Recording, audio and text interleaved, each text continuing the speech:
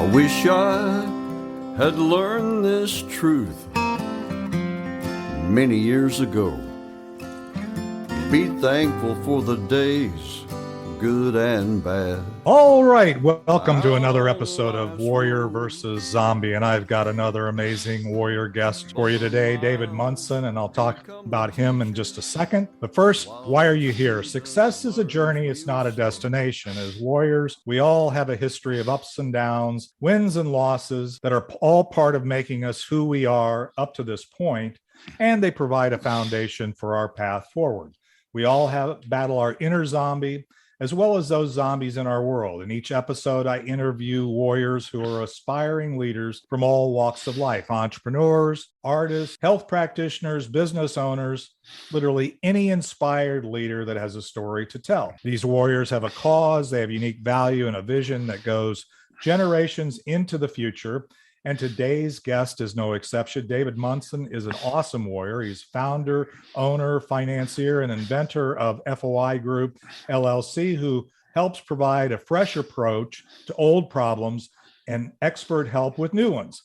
David has a rare combination of high-level educational and business experience coupled with a lifetime of hands-on work.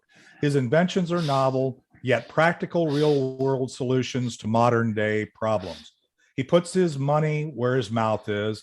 And additionally, David serves as director of 4 private companies, a private foundation, and manages a diverse investment portfolio. He was born and raised in Dallas, Texas, currently lives there with his 4 children.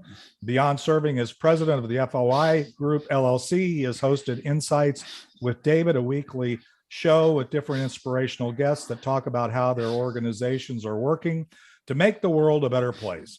He's also a minority owner of Local Yocal, a farm-to-table food operation in McKinney, Texas. David Munson, welcome to Warrior versus Zombie. How's life in your world today? I know we're not that far away. Well, life goes pretty well. I am very concerned kind of about the path our world is on and trying to do things to do what I can to make things better in the world. Well, you know what? That's we're definitely aligned there, David. I'm with you. I think you have to be a little bit brain dead, not to be offensive, if you aren't concerned about the way the world or the way things are in our world today, regardless of the specific area you chose to focus on. There's a lot of things, I'm a positive guy, glass half full kind of guy, but there's a lot of things that we can do better. And I'm looking forward to your mastermind tomorrow, where we talk about a little more of that and hearing a little bit more in a more of a capsulized version of your vision as we get into this. Well, let's do this. We'll take a quick break here because I really want to. I know you've got a lot of story. I know there's a backstory behind what I've introduced to the audience already, and I really want to get into hearing what that's about and how you got to where you are today. So let's take a quick break. We'll hear a little bit of our theme song for the audio audience of It's Not the Getting There by Ricky Jean Wright. And we'll be right back with David Munson and Warrior versus Zombie. But the miles become the teacher while the student learns real slow, traveling blind most of the time. Wherever you go, it's not the getting there,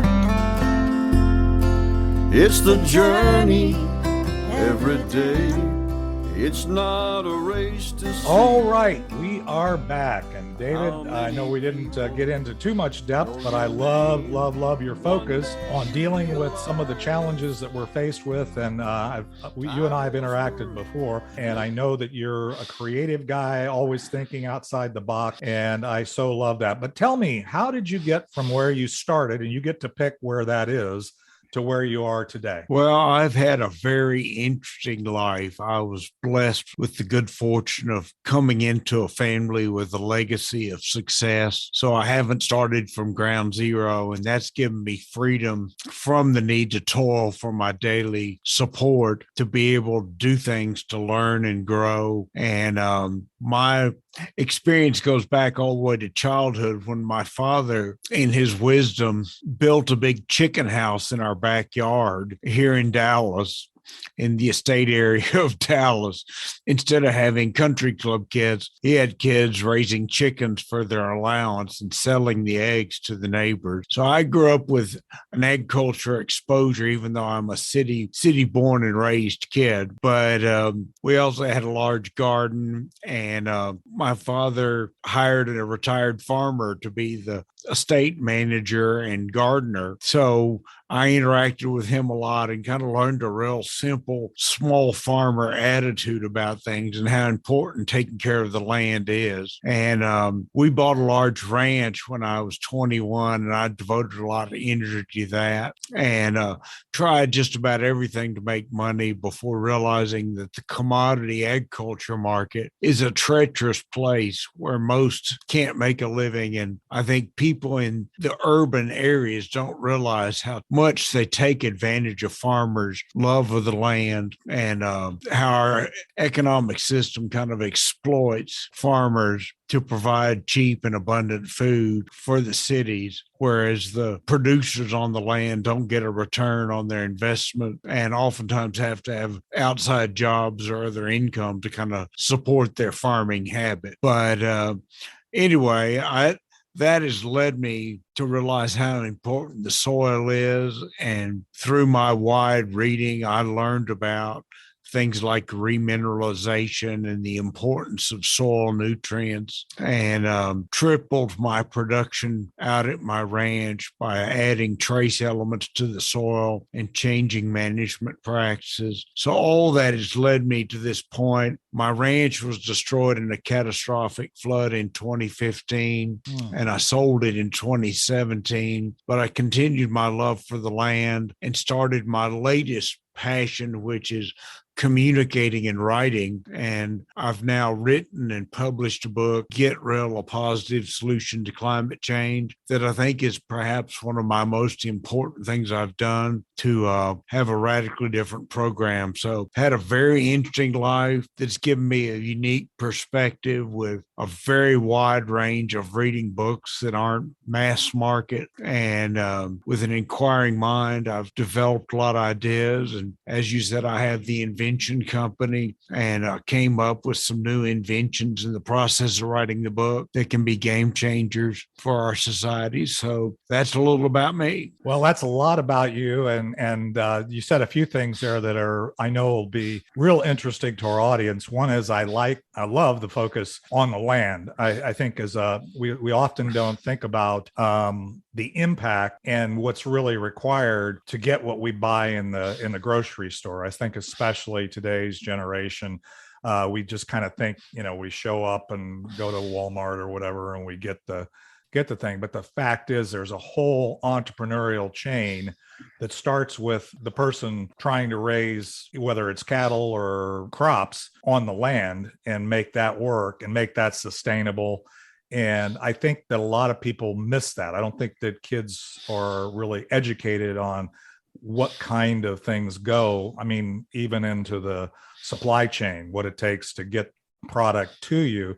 But this whole concept of, and I'm looking forward to our mastermind tomorrow, in terms of talking and exploring this concept of what you're doing today. But as far as your story goes, you said a couple things that I think the warriors here. One is you talked about you didn't have to start from ground zero. And that's a beautiful tool, if you will, that a lot of warriors that listen to this podcast don't necessarily have the luxury, if you will. They may not have any means.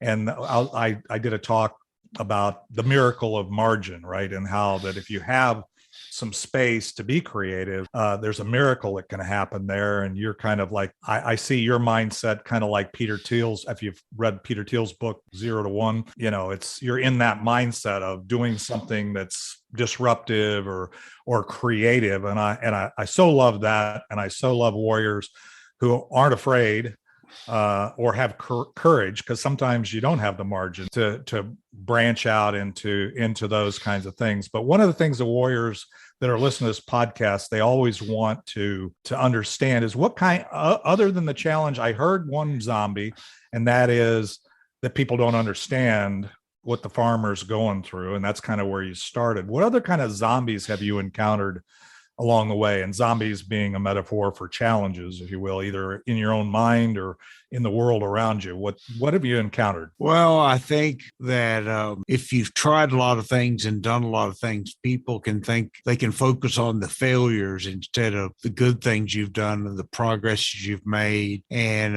I've had people in my life that have been negative, and I've had people in my life that have been positive and influential people. And I think the negatives can get pretty daunting, especially if they're in a position to kind of be assertive and have to be taken seriously. A couple things you said there, which are pretty important, I think, for people to think about. And that is, it's not just the zombie in your brain where your past failures or the past challenges that, and really there's no such thing as failure. There's either, in my mind, there's either you had success or you should have learned something from it that'll be helping you go forward. Anybody looking at supporting somebody like yourself needs to really look at the holistic part of the situation and say, failure is not failure. I mean, anybody, I think, that really looks at it, you can say, well, yeah, you've had a few missteps or you've had some challenges along the way. Those zombies are in our world. We've been in a zombie apocalypse now since what I call the zombie apocalypse, since 2020 when I launched this podcast. And it's really important that what you said is that you have to be grounded in your own view of things and be committed to really fighting off those the masses, if you will, sometimes, or that groupthink that says, oh, well, you failed before, you can't fail going forward, you can't do this. No, warriors, the challenges we've experienced along the way, right, are ones that we all experience. And any warrior listening to this will know that you don't make an omelet with breaking a few eggs, right? You've got to go through it and learn from it. And I can see that you're a guy that has learned. You one of the things in your story that you just said was you started out in farming, and you've learned how important it is to care for the resources that God has put in your, and I'm a Christian, by the way, so just so you understand, I view things, everything that I say that sounds good is coming from one source. But by the same token, I believe that we are given opportunities, however you want to think you got them. And you're trying to find creative ways to do that, which I so love about your story. Any other challenges, or zombies as I call them, that you've experienced along the way? Well, just weather and disasters. And I really believe my life has been kind of guided by God in so many ways. And I think that people diminish, in many cases, even Christians, diminishes God's active role in kind of shaping people's lives in the world. And I think that a lot of things aren't accidental, that they happen for a reason, and people come into your life at a time and then reemerge in your life, kind of like you coming into my life a number of years ago and us having a little interaction, but you kind of going away and then coming back at a really good time when my book has just come out, and I'm trying to promote it and share the good news. There is a positive solution to climate change, but I don't really feel like my thoughts and words are just entirely due to my own wonderful nature being so smart and great. I think God inspires me. And one reason I think that's true is because I often don't remember exactly what I say.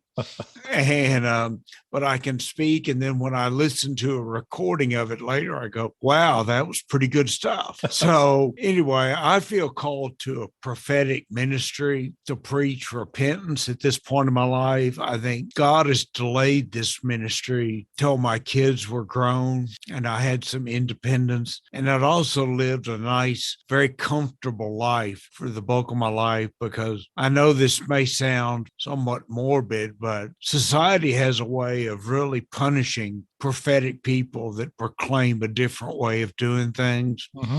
We can look in the Bible and think of all the prophets who were persecuted and treated horribly. And we can look in our modern age and see somebody like Martin Luther King, who was struck down because he was advocating for a much better way for people to interact together. And sadly, a lot of his real devoutly Christian teaching has kind of slipped away. Some of it is recognized, and his legacy goes on. So I feel like my legacy will be in what people read and hear about me. And hopefully through venues like yours, I'll get the word out that there is a better way to do things. Well, I love that. And you've said so many things just in that little response that I feel like we should not lose track of those. One is, you said that the world isn't necessarily, and world being the masses, the zombie horde, as I call it at times, are not going to necessarily see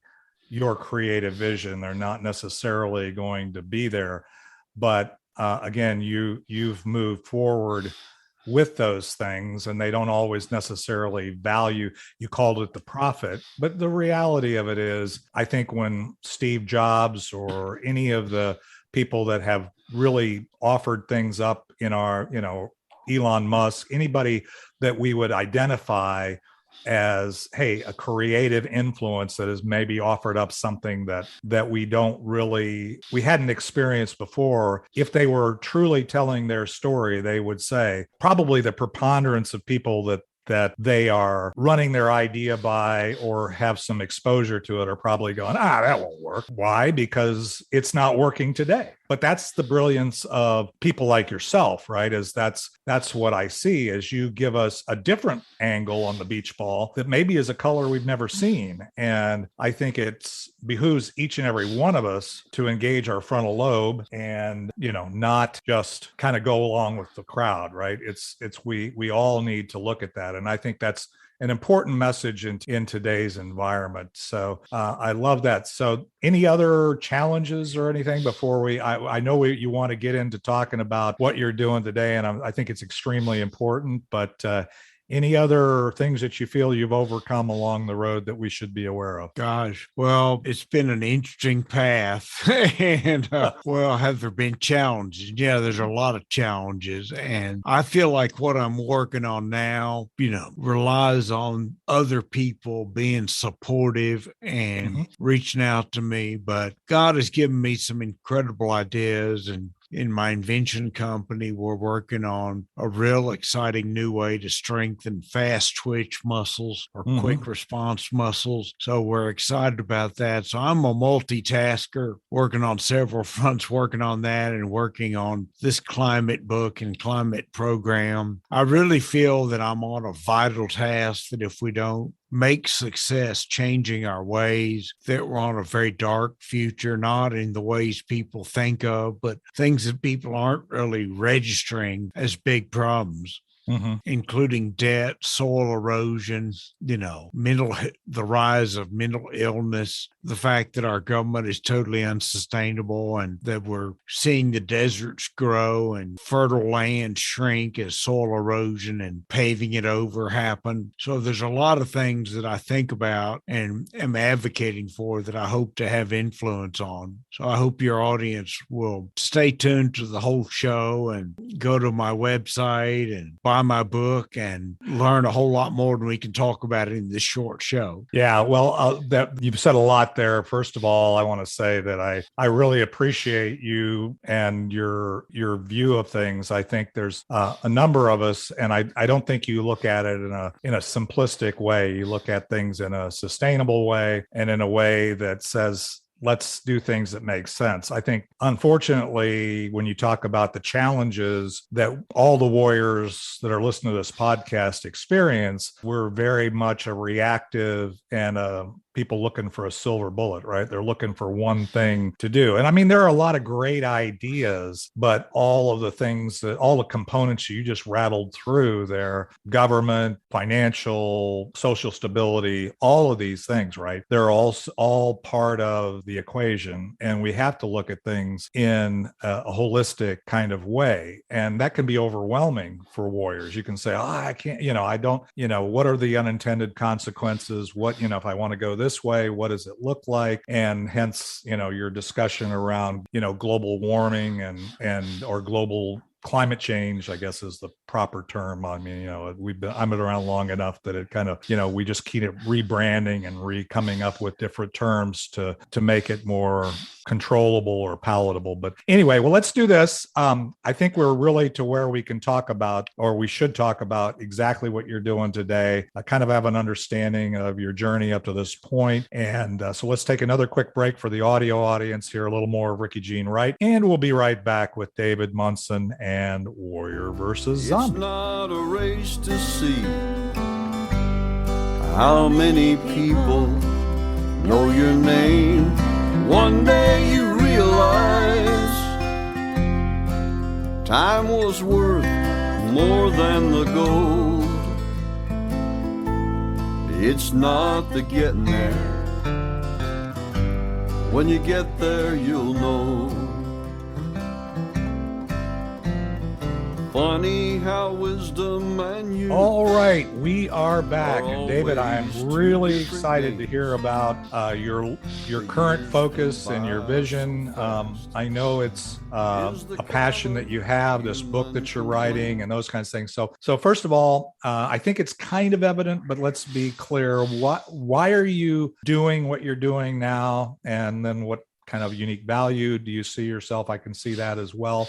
I'm sure listeners have already kind of picked up some of those things, and then we'll talk about what impact. Well, I have a unique insight and ability to problem solve and come up with solutions. So when somebody says, we've got a problem, I start thinking about how to solve the problem. And we have people talking about rising carbon dioxide as what they claim is an existential threat. Now, I don't buy into that entirely. I'm a skeptical person and think that man has a very poor track record of predicting the future. And many people have predicted many things that haven't come true. But I think there's risk when you have uncertainty about what's going to happen. So I think it's important to think about ways we can actually lower carbon dioxide levels in the atmosphere. And so I came up with thinking about what I've learned about and the unusual sources that have come into my life and insight that the real problem is not emissions, but sequestration. The fact is we live in a very unhealthy, demineralized world, both on the land and the ocean. Most people don't even think about the fact the oceans are very deficient in many essential nutrients that regulate the base of the food chain, which is phytoplankton, which are small photosynthetic organisms that live in the top of the ocean and serve as the base of the food chain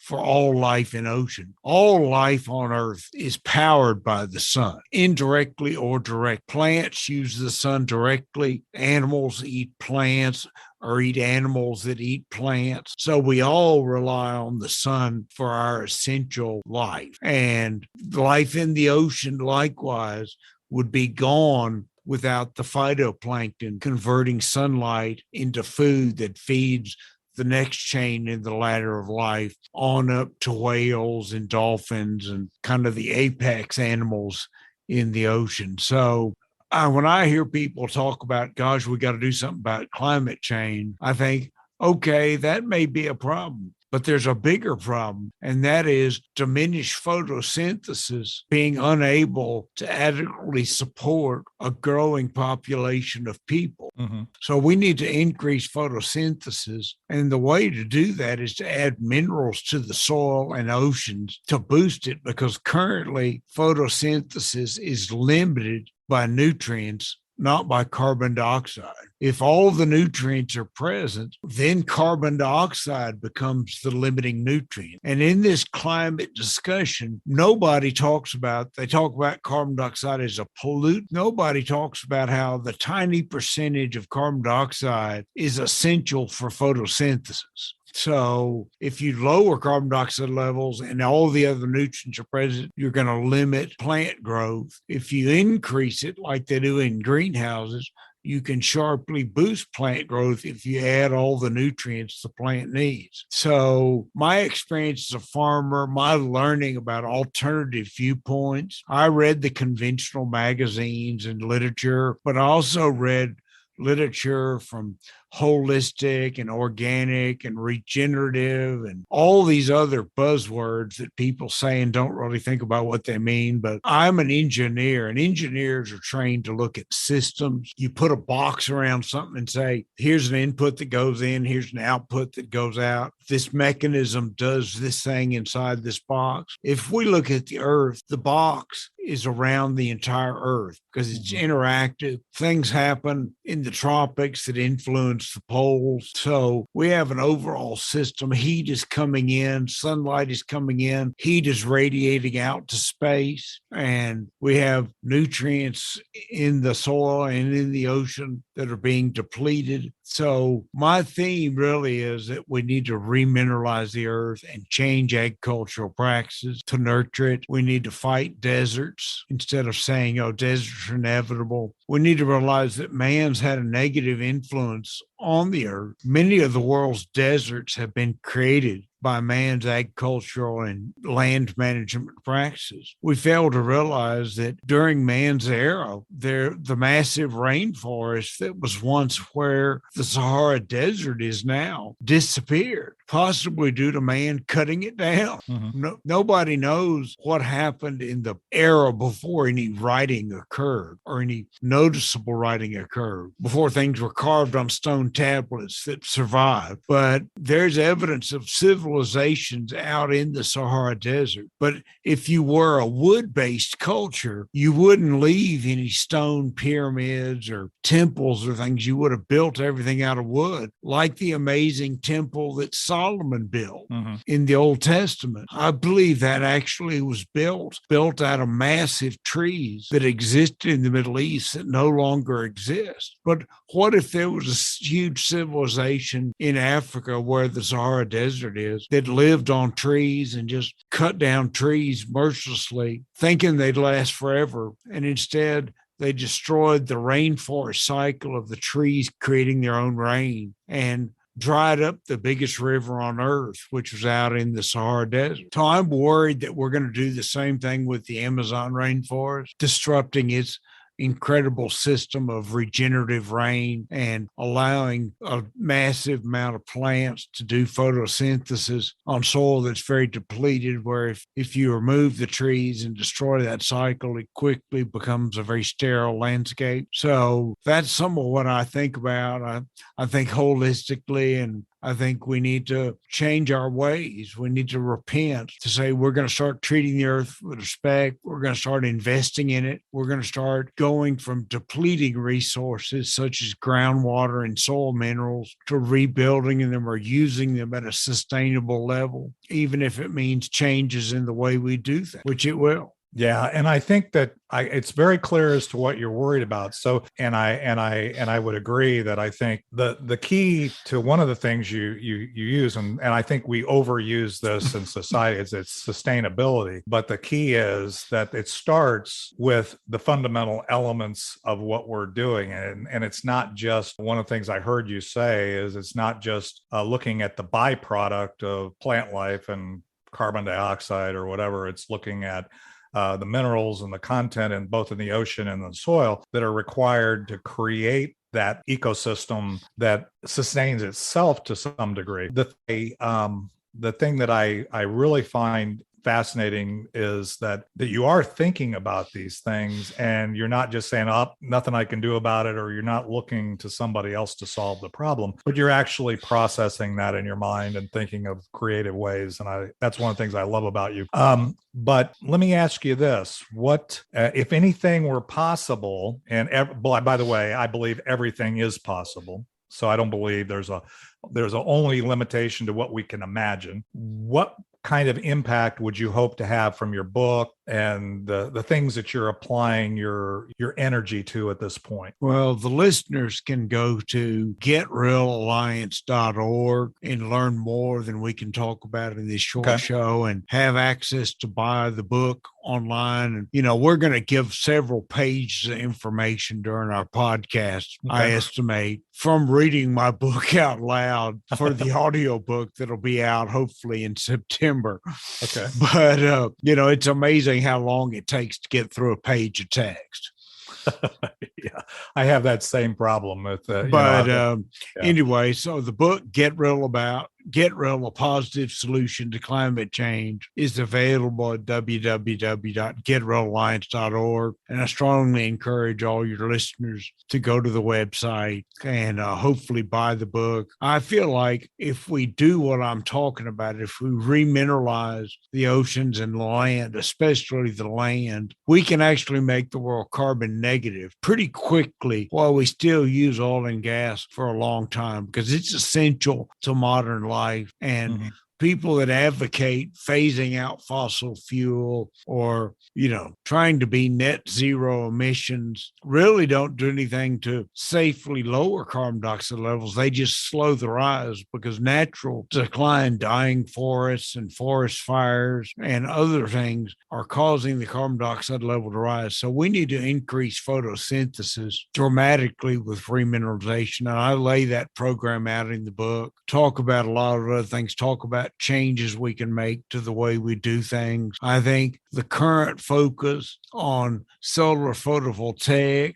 is going to result in a very unreliable electricity. Electricity is the lifeblood of the world, the modern world, and to go from having reliable power available at the flip of a switch to having power be rationed and maybe even unavailable in large quantities at times when either clouds are blocking the sun or just the natural rotation of the earth has led the sunshine to diminish to a level where there is no real solar power production at the time when people need it most, like when they come home in the evening to prepare their meal and prepare for the next day. So, I talk about that in the book a lot. I actually show solar charts of daily solar radiation, weekly solar radiation, minute by minute, and show what would happen if we really were relying on solar power for more than an incremental part of our electricity that can easily be matched by increased power output from the always on power turbines, either powered by nuclear, coal, or natural gas. I talk a lot about how we need to phase out coal because coal creates so much pollution. And we have this problem of toxic ash ponds developing at coal plants with no plan what to do with that growing pool of ash. When you burn a ton of coal, you get 800 pounds of ash. So it's not like it goes away. Right. You just turn 800 pounds of relative benign coal into 800 pounds of ash that you trap with water. So you've got a slurry of this mud. So it's just not a good long-term sustainable solution. Yeah, I agree. And I think that you raise issues that I think the simplistic mind has trouble, getting their head around, but I think is clearly a good reason to look at your book and to kind of understand how the dots connect and those kinds of things. Let's do this. I want to give time. Let's take another quick break. And when we come back, there's so many things that you've already covered in why you're doing what you're doing, the focus that you have, and where you came from. When we come back, I want you to kind of distill it down for the audience and give us, if we take away anything from this podcast, what would you want us to take away? What would you want us to do. And then we'll be right back with David Munson and another last segment, Warrior versus Zombie. Funny how wisdom and youth are always two different games. The years flew by so fast, is the common human complaint.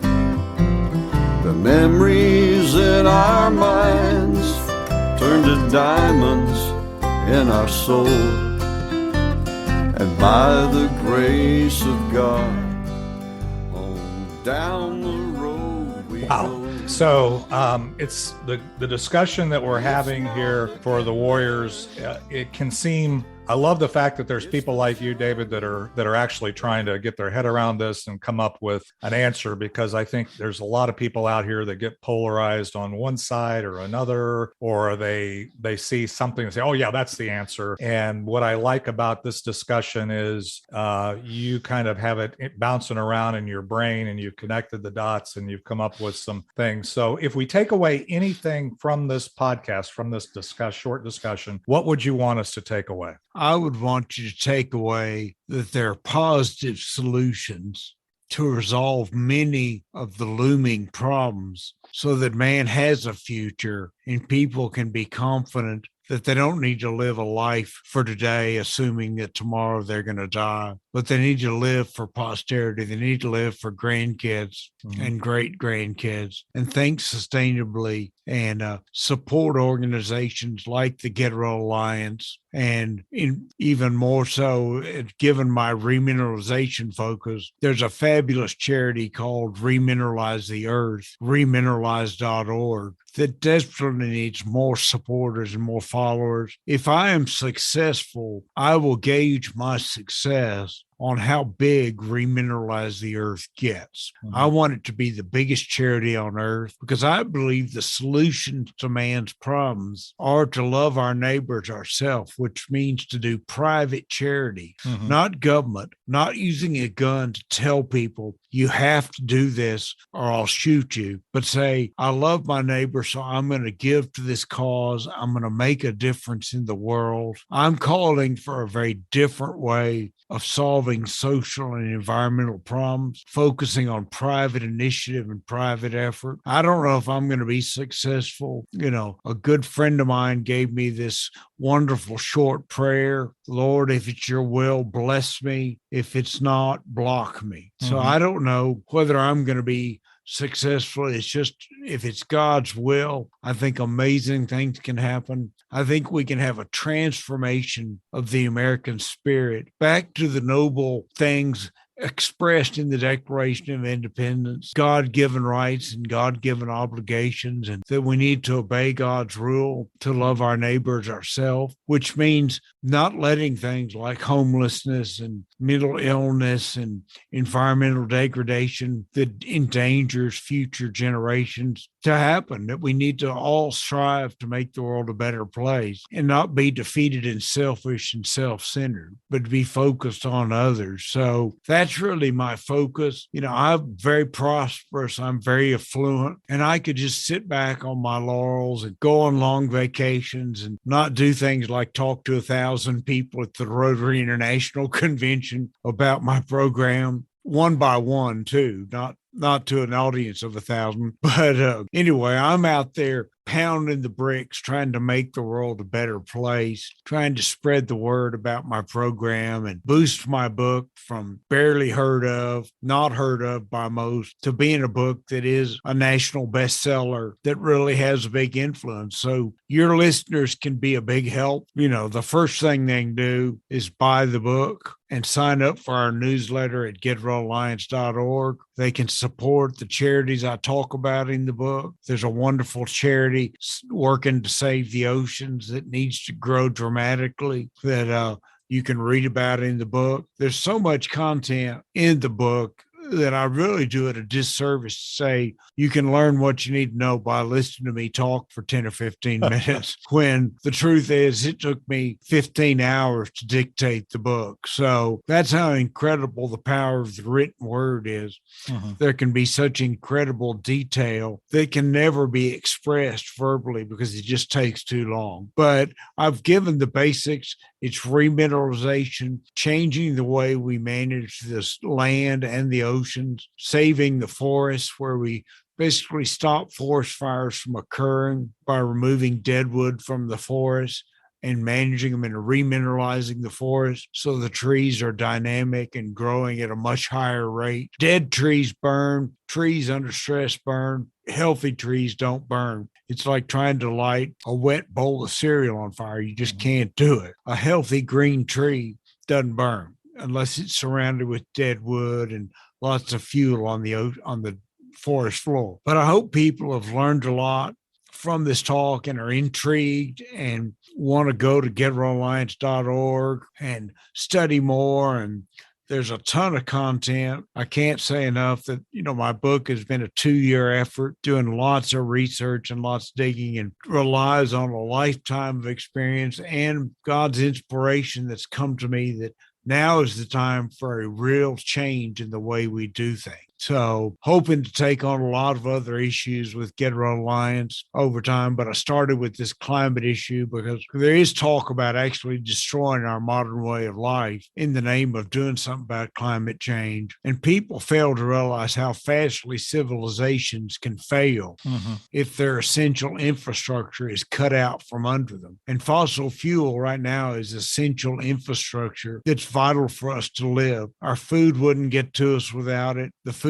wouldn't be grown without it. Nutrition would drop off dramatically. We wouldn't have climate controlled buildings. We'd be in a world of hurt without it. And we need to be very careful to cherish it and be good stewards of it. We need to be more efficient. As an engineer, I love efficiency. I hate the waste, burning tons of extra fuel to air condition a home with an inefficient air conditioning system, or heat a home that's poorly insulated so its energy cost goes up dramatically. But all those things come from a nature of hopelessness and short-sightedness. So we need to be visionary. We need to think about long-term. We need to think about holistic solutions, which means the whole situation, not just focusing on one narrow thing. So that's my message, and that's what I'm working on. Well, I love the message. You said several things. First of all, getrealalliance.org is a place that anybody listening to this needs to go. So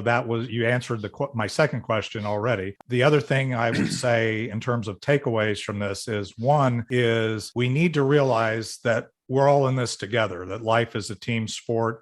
We really have no obligation as a Christian, myself is to love God, and the other one is to love you. I don't have to agree with you. I don't have to like you, but I do have to love you.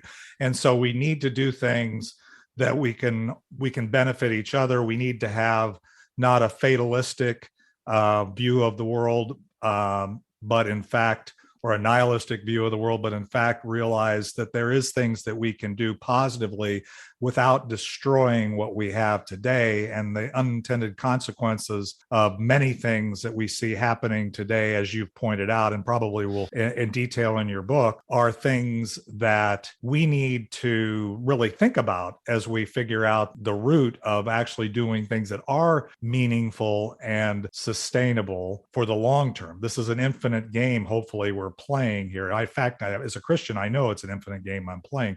And the key is we want to leave a legacy for our kids, my grandkids that are here outside my office, and everybody else that we can talk about. And so I love those takeaways. And for those that are listening to this, David will be joining us in a mastermind format where we'll drill down on a little bit more of this tomorrow. If you're happen to catch this before, or you can find it on our Be Connected and our YouTube channels. And you can you'll be able to find David on the Be Connected platform if you're there, because he's here, he's part of the community. So with that, any other things, David? I really appreciate you sharing with our audience. And again, for the audience, remember, getrealalliance.org. I'll put the link in the show notes on the recording of this podcast. And any other way that you would like us to try and follow up with you, David, or is that getting your book, getting on your website? Does that get it? Getting on the website, signing up for the newsletter, being a monthly donor. No matter how small the gift, every dollar counts, every dollar helps. I'm pouring personal money into starting Get Real Alliance, funded the book, funded the research, funding the staff. I need help. I can do about 1% of what's needed. I've bought the domain name getrealtv.com. It's currently just warehoused, but hoping to start a streaming TV station to talk about lots of great things and great content. So if you're listening to this show, make that $20 a month gift. That helps. If all your listeners do that hires somebody to write content, generate more value where your newsletter will be meaningful instead of right now. If you sign up for the newsletter, you won't get one because they don't have the money to put it out. Don't have enough followers yet. But join us on social media. Social media is all about numbers, and we need followers on Instagram, Facebook, LinkedIn, all the platforms. So that's what you can do to help us. And most importantly, share getrealalliance.org on your social media and your friends, and encourage people to get out and buy the book. We need a viral campaign to drive my book to real sales and to make a real difference in the world. So if you like what I say, do the opposite of what Edmund Burke feared, who said all that's needed for evil to prevail is for good men to do nothing. So do something, even if it's a small step. That's what fights evil. Well, I agree. And if you listen to the theme song of this podcast, it's not the getting there, it's the journey every day. Every warrior here that's part of the equation realizes that it all begins with a first step, and then we create sustainable steps along the way. And I can see that you've made a lot of personal investment in at least getting us focused on some things here about how we can make a difference for future generations. It's not just about making money and satisfying ourselves today and leaving our kids with a bunch of debt and a planet that we can't live on, but in fact to do things in a smart way. So I really, really appreciate that. All right, so I think we've gotten to the point where we can land the plane for this episode. Again, follow up with David on getrealalliance.org, and you'll find this recording on our YouTube channel, as well as it'll be out on all the podcast platforms, and you'll be able to find us on the Be Connected platform, where it's really social business, not social media. Nobody trusts media these days. So this is about connecting people point to point. If you have any questions for David or myself, we can get you hooked up if you want to do something even bigger than what he's asking for and suggesting today. So we'll be back next Thursday at 11 a.m. Central for another episode of Warrior versus Zombie. And let's hear the final outro of It's Not the Getting There with Ricky Jean Wright, and we'll be back next week. It's not the getting there, it's the journey every day. It's not a race to see how many people know your name. One day you realize time was worth more than the gold. It's not the getting there. When you get there, you'll know. One day you realize time was worth more than the gold. It's not the getting there. When you get there, you'll know.